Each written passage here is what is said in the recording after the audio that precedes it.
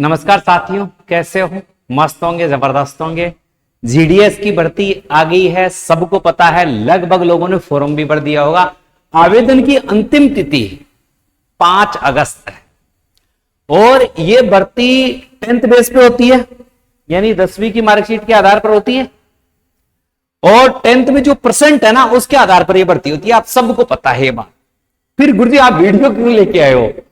Video इसलिए लेकर आया हूं कि बहुत सारे लोगों को ज्ञान नहीं है कि फॉर्म कहां से भरना है।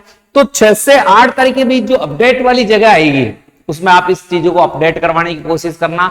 जिन्होंने फॉर्म नहीं भरा है, अंतिम तिथि का इंतजार नहीं करें। और मैं उन तमाम विद्यार्थियों से कहना चाहूंगा जिनकी प्रतिशत 85 से ज्यादा है, शुरू में ही बता देता हूं, जिनकी प्रतिशत 85 से ज्यादा है वो सब फॉर्म लगाए। अब 85 वाला कहां से फॉर्म लगाए कि उसके नंबर आने के चांस हो जाए। और आप क्या अदर स्टेट से फॉर्म भर सकते हैं क्या? बिल्कुल भर सकते हैं, मगर उसके लिए क्या मापदंड रहेगा, सारी बातें करेंगे, बिल्कुल खोलकर करेंगे। कहां से कट ऑफ सबसे कम रहती है, यह भी बात करेंगे। 10th में आपकी कितनी परसेंट है कि नौकरी पक्की है? तो आपको पता है कि कोरोना काल में कितनी परसेंट बनी है, इतनी परसेंट बनी है कि बच्चे कोई मापदंड ही नहीं है। जीडी इसका रिजल्ट कब तक आ जाता है, ये एक इंपॉर्टेंट बात है। आप सभी को पता है 44,228 पदों की भर्ती है। सबसे पहले ये आपको दिख रहा होगा ग्रामीण डाक सेवक की 44,228 पदों की भर्ती है और ये 23 राज्यों में है। कितने राज्यों में है? 23 राज्यों में है, जिसमें अनारक्षित वर्ग के लिए 19,862 और आरक्षित वर्ग के लिए बची हुई रह गई है। तो ये आपको दिख रहा है अखबार की कटिंग है। इसकी अंतिम तिथि 5 अगस्त है। तो मेरे साथियों, अंतिम तिथि का इंतजार करें ही नहीं, अंतिम तिथि का आप इंतजार न करें। आपको एक एक चीज समझाऊंगा, पहले एक बार देख लीजिए। अब मोटे रूप से बताना चाहूंगा मैं आपको कि 10वीं पास की भर्ती है। 10वीं में परसेंट के आधार पर यह भर्ती होती है। आयु सीमा 18 से 40 वर्ष है। पदों की संख्या 44,228 है। इसमें 10वीं की मेरिट के आधार पर चयन होता है। दस्तावेजों में 10वीं की मार्कशीट लगती है, आधार कार्ड लगता है, पासपोर्ट साइज की फोटो लगती है, मोबाइल नंबर लगता है और बाकी दस्तावेज जो चाहिए हैं वो आपका जब फाइनल सिलेक्शन हो जाता है उस समय जमा होते हैं। ठीक है, ये जो पूर्व में पेपर की कटिंग थी, मैं आपको एक एक चीजों पर लेकर चलता हूं जहां से आपको हर चीज समझनी है। या भारतीय डाक विभाग की भर्ती है और रहने दे बेटा, ठीक है। भारतीय डाक विभाग ने अपने विभिन्न पोर्टल सर्कल में डाक सेवकों की जीडीएस की बम्पर भर्तियों निकाली है, जो 23 राज्यों में। कितने राज्यों में है भाई साहब? 23 राज्यों में है। यानी भारत में 28 राज्य और 8 केंद्र शासित प्रदेश है। उनमें से 23 राज्यों में यह भर्ती निकाली गई है, जिसमें 44,428 पद है, 44,228 पद है। उत्तर प्रदेश में सबसे ज्यादा 4588 पद हैं। ये नियुक्तियां ब्रांच पोस्टमास्टर बीपीएम और असिस्टेंट ब्रांच पोस्टमास्टर एबीपीएम श्रेणी के तहत होगी। 5 अगस्त को इसकी अंतिम तिथि है। ये आपको मैंने पहले भी बता दिया है। फॉर्म ऑनलाइन जमा होंगे। सबसे पहले आवेदन शुल्क कटेगा, इसके बाद आपका ऑनलाइन फॉर्म भरा जाएगा। अब देखो कहां से कितने पद हैं, कहां से पदों की संख्या क्या है, इस सब की पीडीएफ आपको चाहिए ऐसी ये है। तो मैं नंबर बता रहा हूं 98, 87, 64, 60 और 20। इस पर आप केवल लिखोगे GDS, ये मैसेज डालोगे।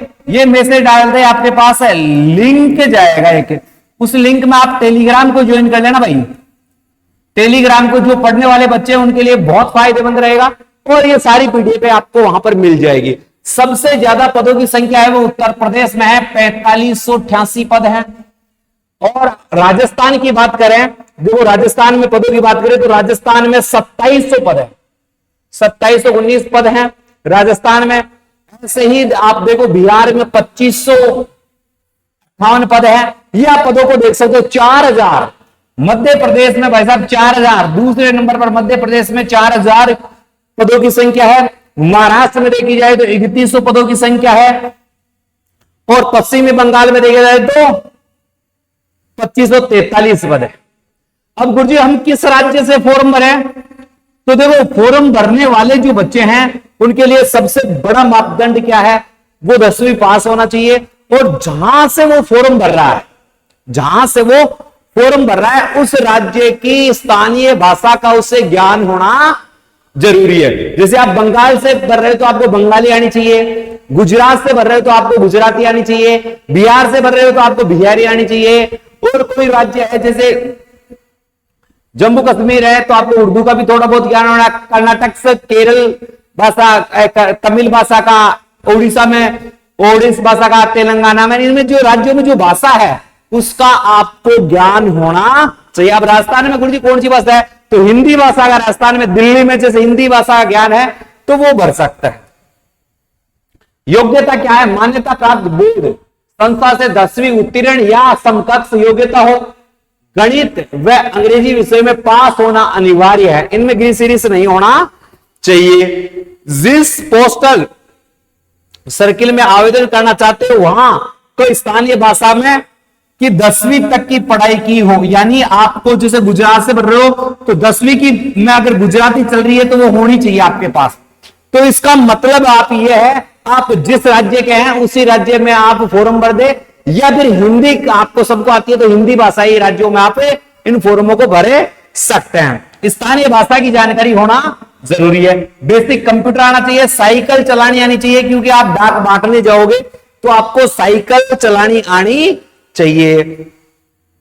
इसके बाद देखो वेतन कितना मिलता है, तो जीडीएस, बीपीएस, बीपीएम, इस पद जो पोस्ट मास्टर का पद है उसके लिए 12,000 वेतन है, फिर धीरे धीरे बढ़कर ये 29,380 रुपए तक पहुंच जाएगा। और जीडीएस ग्रामीण डाक सेवक है, जिसे हम ABPM कहते हैं, इसमें 10,000 पदों की 10,000 रुपए है, जबकि बाद में 24,770 तक पहुंच जाएगा। आयु 18 से 40 वर्ष है, जो कैटेगरी वाई है उन्हें छूट है।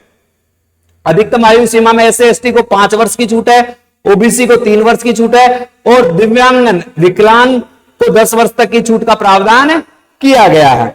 दस्तावेजों को अपलोड कर सकते हैं। देखो 10वीं की मार्कशीट स्कैन होगी, ध्यान रखना इन दस्तावेजों को आपको स्कैन करवाना ही करवाना है, कि 10वीं की मार्कशीट होगी, पहचान पत्र आधार कार्ड की स्कैन कॉपी लगानी होगी, जन्म प्रमाण पत्र की स्कैन कॉपी, यानी जन्म प्रमाण पत्र 10वीं की मार्कशीट काम में करे जाएगी।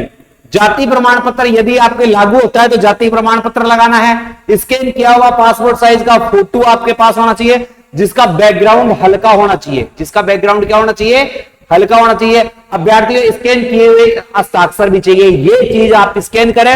ये चीजों की 2-2 फोटोकॉपी के सेट आप तैयार रख लें, अगर आपकी परसेंट अच्छी है तो, क्योंकि आपको उस समय बुलाएंगे तो आपको फोटोकॉपी के सेट 2 चाहिए।